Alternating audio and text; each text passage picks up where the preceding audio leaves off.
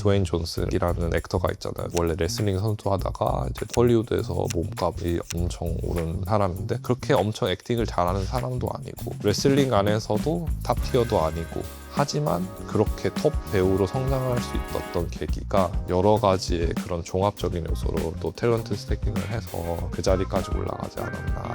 여러 가지 기업 문화에 대해서 그림으로 뭐가 잘못됐는지 통쾌하게 그려주는 그런 작가거든요. 근데 그 자기는 그 그림을 그리는 걸 그렇게 잘하는 것도 아니고 비즈니스에 대한 이해도도 20% 정도밖에 안 될 거고 그거를 이제 여러 가지 결합을 시켜버리면은 희귀성을 가진다. 이게 탤런트 스태킹이다.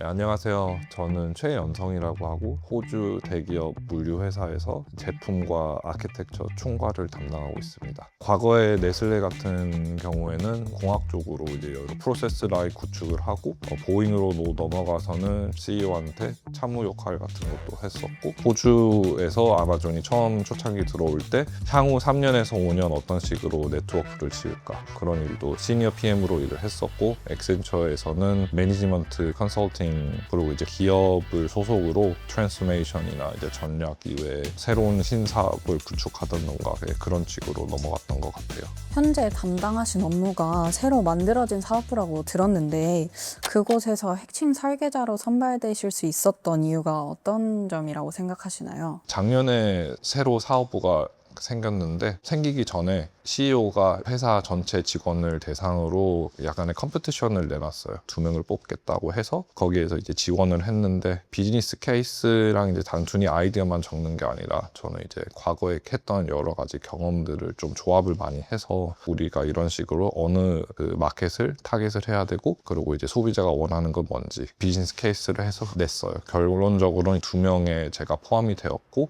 이사회랑 이제 CEO랑 같이 출장에 갈 기회가 생겼는데 거기에서 그 경험을 하고 이 신사업부에 저를 영입하기로 결정을 한 거죠. 운이 좋은 것도 있지만 과거 제가 여러 가지 분야에서 일을 해왔기 때문에 그런 여러 가지 시야를 조합을 해서 이런 결과가 나오지 않았나. 그래서 뽑혔던 게 큰 것 같고요. 젠슨왕이 인터뷰 최근에 한 게 있는데 제품 같은 경우를 이해를 하려고 하다 보면은 기업 전체의 엔투엔드를 알아야 되거든요. 그래서 전체적인 조직의 그림을 짤 수 있는 사람이 기업에서 결국 원하는 사람이지 않을까. 네. 조직에서 찾는 사람이 되려면 주어진 것만 하는 게 아니라 한 걸음 더 나아가서 그 외의 것들의 업무를 좀 바라볼 수 있어야 된다라고 말씀을 해주신 것 같은데 주어진 일만 잘 해내는 사람이랑 주어진 업무 그 이상을 해내는 사람의 차이는 어떤 게 있을까요? 요즘은 특히 AI 패러다임이 온다고 해서 여러 가지 사회적으로도 이제 궁금증도 생기고 있고 그렇다고 하면은 똑같은 일만 잘한다고 해서 성장의 길은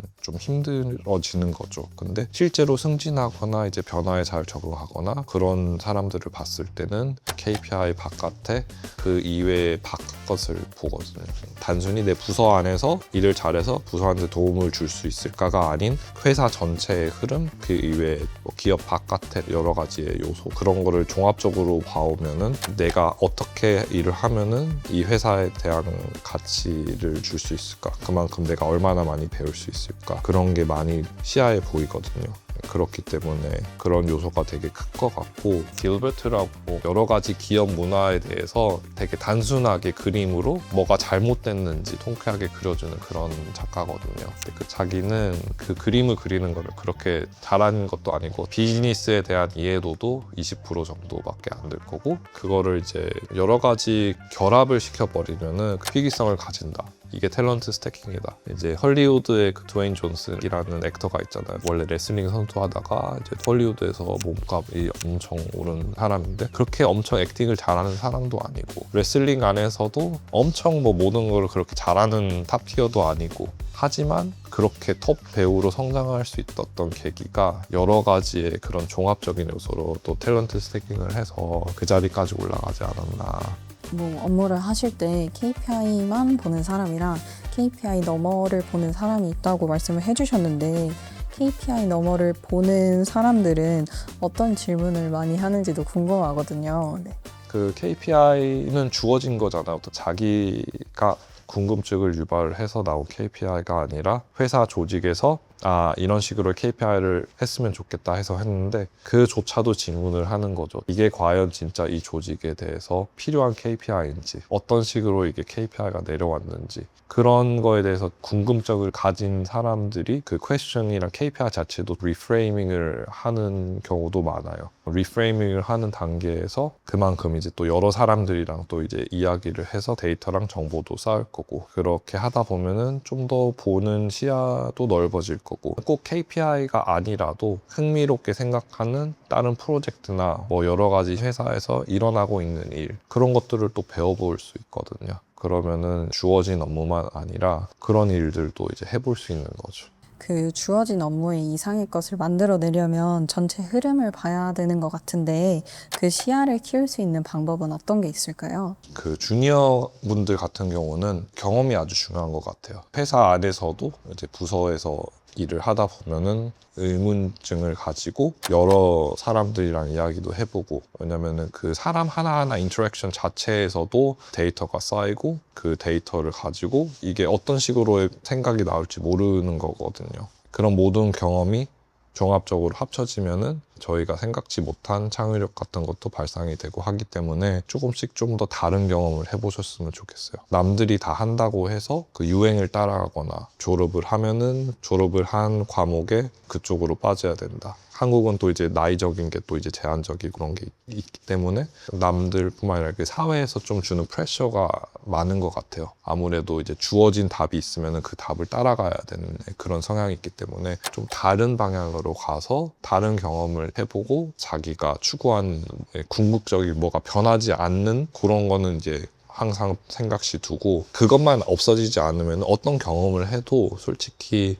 다 도움이 될 거라고 생각을 해요. 그래서 이제 부서에서만 일을 하는 게 아니라 부서 외 다른 사람들과의 미팅 같은 거를 통해서 이제 지식을 쌓을 수 있는 계기가 될 수도 있는 거고, 그런 계기를 통해서 여러 가지 정보나 지식을 얻게 되면은 거기에 대한 해결책이나 그런 것도 이제 생각을 한 다음에 그거를 처음에는 부서 아니면은 뭐 이제 몇 명의 소규모 단원으로 공유를 해보다던가 그런 식으로 하다 보면은 이게 점점 좀 더 영향력이 커지는 사람이 될 수도 있거든요. 왜냐면 항상 질문을 하고 항상 아이디어를 하고 이제 좀 더 다른 방면으로 이제 여러 사람들이랑 이야기를 해보기 때문에 단순히 아이디어와 액션 플랜의 조합이 아니라 그 사람들의 하나하나의 인터랙션을 포함을 해서 영향을 또 키워갈 수 있는 계기가 될 수도 있다고 개인적인 경험으로는 그래왔기 때문에 그렇게 하면은 좋을 것 같아요.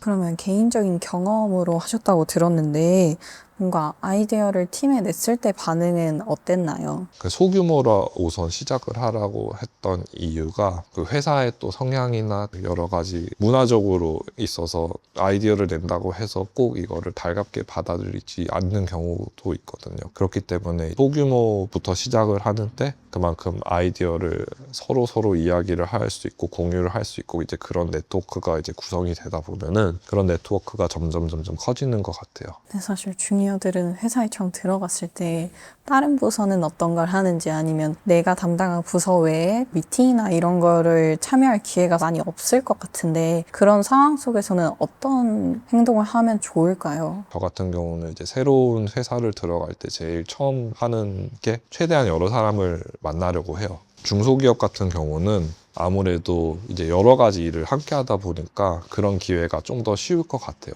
근데 이제 대기업 같이 너무 상세하게 좀 부서가 나눠져 있는 같은 경우는 직장 생활이 아니라 여러 가지 좀 사적인 모임이나 뭐 여러 가지 이벤트라던가 그런 거를 이제 하고 싶다고 하면은 여러 가지 그런 요소가 많을 거거든요. 이제 그런 식으로 또 시작을 하면은 되게 좋을 것 같아요. 왜냐면은 그런 단체에서도 여러 사람들이랑 교류하고 만나고 그러면 너는 어떤 일을 해? 나는 이런 일. 그런 식으로 해서 그냥 자연스럽게 나오는 거거든요. 하나하나 이어가는 거죠. 기회를 찾아서 만들어야 된다라고 말씀을 해주신 것 같은데 기회를 만드는 사람일수록 성장 속도도 사실 빠를 거라고 생각이 돼요. 빠르게 성장하는 사람들의 공통점은 어떤 게 있었을까요? 그 보잉에서 세계 상위 200명을 뽑아서 리더십 프로그램을 하는 프로그램이 있었는데 제가 여기서 뽑혔어요. 물론 거기에서 이제 200명 안에 들어가려면은 자기가 주어진 일도 잘해야 됐지만 그 이외의 것을 가진 사람들이 대부분이었거든요. 그렇기 때문에 이 사람이